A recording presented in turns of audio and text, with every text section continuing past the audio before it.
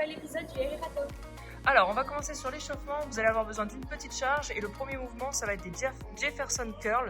Donc, vous devez tenir la charge à bout de bras. Vous devez enrouler la tête, enrouler la colonne vertèbre par vertèbre, garder les jambes tendues, descendre le plus bas possible et remonter doucement. Donc, sur ce mouvement, vous allez avoir 6 répétitions à réaliser. Vous changez la charge, si jamais vous avez besoin de mettre une charge un petit peu plus lourde pour étirer un petit peu plus loin, ou alors une charge plus légère si jamais vous êtes capable de vous-même de descendre tout en bas. Une fois que vous avez fait les Jefferson Curl, vous passez sur des push-ups. Vous avez 8 push-ups à réaliser. Donc en position de planche, je descends la poitrine au sol et je repousse avec mes bras. Je reste bien droit au niveau de mon gainage et je peux faire une option plus simple sur les genoux, poitrine au sol et je repousse. Donc ça c'est le deuxième mouvement et ensuite vous avez un troisième mouvement des lateral raise au niveau du buste. Donc vous placez la charge d'un côté et ça va être juste des petites inclinaisons de buste en emmenant la charge en direction de mon genou et en revenant dans l'axe. Donc vous aurez 12 répétitions par côté. Donc 12 à droite puis 12 à gauche. Vous pouvez varier la charge, le poids en fonction de votre capacité sur les abdos. Donc pour rappel, vous aurez 3 tours à l'échauffement sur ces 3 mouvements. Allez, on commence sur la mobilité et on a en premier 20 mètres en marche en canard. Donc on essaye de bien rester le buste droit et de se déplacer en position accroupie. En déroulant si on peut les talons jusqu'aux pointes de pied, 20 mètres sur ce mouvement. On passe sur le deuxième mouvement, 1 minute de horse stance, donc les pieds suffisamment larges, quasiment 1 mètre de large. Je viens bien ouvrir mes genoux vers l'extérieur, je viens garder le buste le plus droit possible et je maintiens 1 minute en position de horse stance, donc c'est de l'isométrie. On continue avec du cat and camel, donc on se place au sol et on va alterner des positions bassin au sol, bassin en l'air. Donc bassin en l'air, jambes tendues, sur pointe de pied, bras tendus. J'étire en même temps mes ischios et je peux coller un petit peu plus mes talons au sol. Puis ensuite je passe sur l'autre position, bassin au sol, jambes tendues et bras tendus en regardant la tête vers le plafond. Donc vous allez avoir 5 passages. Un passage c'est une fois les fesses en haut, une fois les fesses en bas et vous maintenez 3 secondes par position.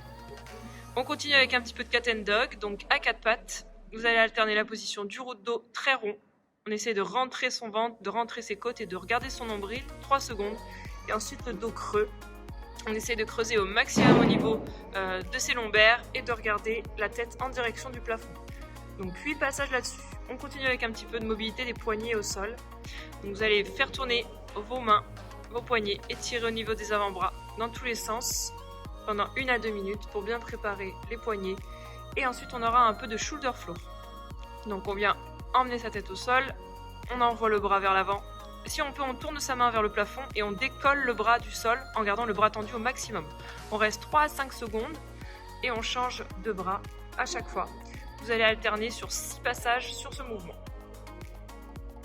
Allez, on est parti pour le WOD et c'est un AMRAP de 25 minutes et ça va se décomposer en partie A, B et C avec de la récup à chaque fois. Donc partie A, AMRAP de 9 minutes, vous avez 9 push-ups à réaliser sur le premier mouvement. Donc le mouvement, on l'a vu à l'échauffement, position de planche, je descends l'ensemble du corps au sol et je repousse à la force des bras. Et on peut faire un scale en étant sur les genoux. Donc 9 répétitions sur ce mouvement. Ensuite, vous aurez des pistoles. Donc pour ceux qui sont à l'aise en RX, il faudra faire une flexion à une jambe, puis repousser à une seule jambe. On essaie de bien descendre son bassin, on essaie de garder son pied à plat et on repousse à la force d'une jambe. Pour simplifier, on peut faire des flamingo squats pour ceux qui ne sont pas capables de faire des pistoles. Donc on crochette son mollet ou sa cheville avec son pied et on descend le plus bas possible avec pareil une flexion à une jambe. Donc 9 répétitions sur ce mouvement. Puis on continue avec les V-up. Donc mouvement de fermeture au niveau des abdos. Je pars allongé, bras tendus, jambes tendues et je viens me fermer très rapidement pour amener mes bras en direction de mes pointes de pied. Donc 9 répétitions là-dessus. Si je ne peux pas, parce que j'ai un petit peu de mal sur les abdos, je prends une option un peu plus simple. C'est-à-dire ça va être des petits crunchs où je viens décoller mes pieds et mes mains en même temps et j'amène mes genoux en direction de mon visage 9 fois. Suite à ça, vous aurez 2 minutes de récup. On passe sur un deuxième AMRAP de 7 minutes. Ce sera des hand release push-up sur le premier mouvement. Vous vous mettez en position de planche, vous descendez votre poitrine au sol, vous décollez vos mains et vous repoussez à la force des bras. Donc ce sera l'équivalent de la pompe, sauf que on supprime la poussée tout en bas, on part vraiment du point zéro. On pourra réaliser sinon une option sur les genoux. Le même principe, je décolle et je repousse à la force des bras. Donc le deuxième mouvement, vous avez des jumping lunges, donc des feintes sur place, sautez, vous amenez votre genou vers l'arrière en direction du sol et vous repoussez bien verticalement. Le troisième mouvement, ce sera des cross V-up, donc vous allez être allongé sur le dos et vous allez faire des fermetures en alternant un coup en direction de ma jambe droite, un coup en direction de ma jambe gauche. Donc 7 répétitions. Suite à ce bloc de 7 minutes, vous avez 2 minutes de repos. Et on finit avec un dernier AMRAP de 5 minutes. Donc 5 diamond push-ups. Ce sont des push-ups avec une prise un petit peu plus serrée, comme le montre Sarah. Vous rapprochez vos doigts comme vous formez un triangle et vous repoussez à la force des bras. Donc sur l'option RX, en appui sur les pieds, sur l'option en scale, en appui sur les genoux.